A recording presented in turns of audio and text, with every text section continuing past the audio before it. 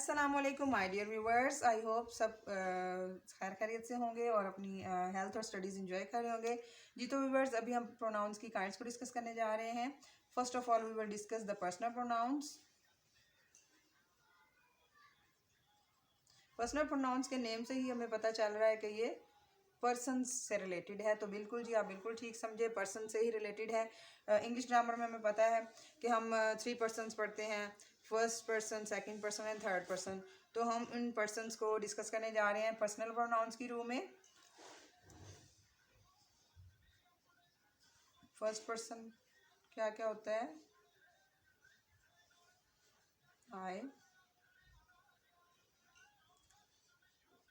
आई का जो objective case है वो मी होता है, और पोजेसिव केस माइन होता है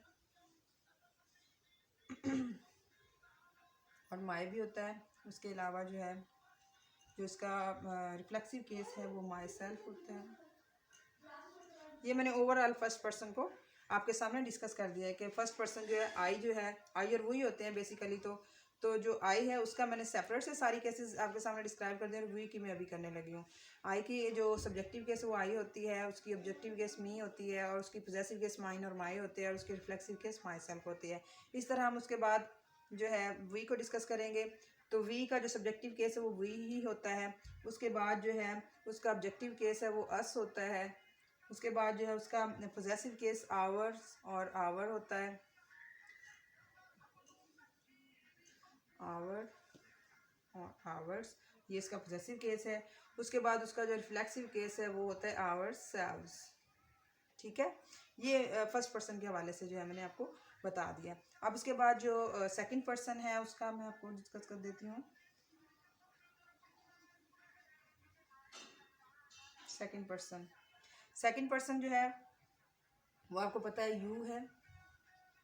यू का जो पोजेसिव केस है वो योर होता है, योर्स भी उसको कहते हैं। उसके बाद जो है उसका जो रिफ्लेक्सिव केस है वो योर सेल्फ, योर सेल्व्स। और आपको पता ही है कि जो यू का ऑब्जेक्टिव केस है वो यू ही होता है, इसलिए अगर हम यहाँ पे उसको सेपरेट ना भी लिखो तो कोई इशू नहीं है। आपको पता ही है कि यू का सब्जेक्टिव और ऑब्जेक्टिव केस जो है वो सेम ही होता है। ठीक है, उसके बाद जो है हमारे पास थर्ड पर्सन।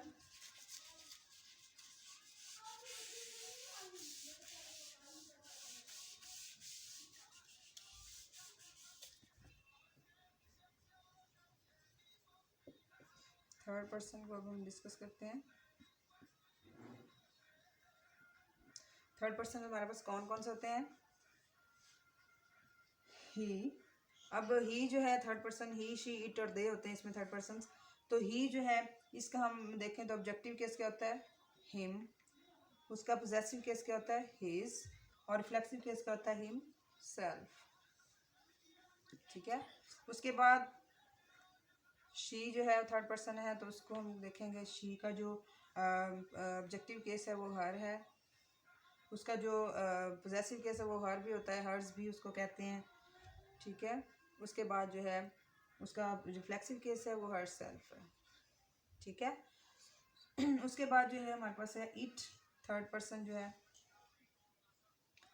इट का जो ऑब्जेक्टिव केस है वो इट ही होता है।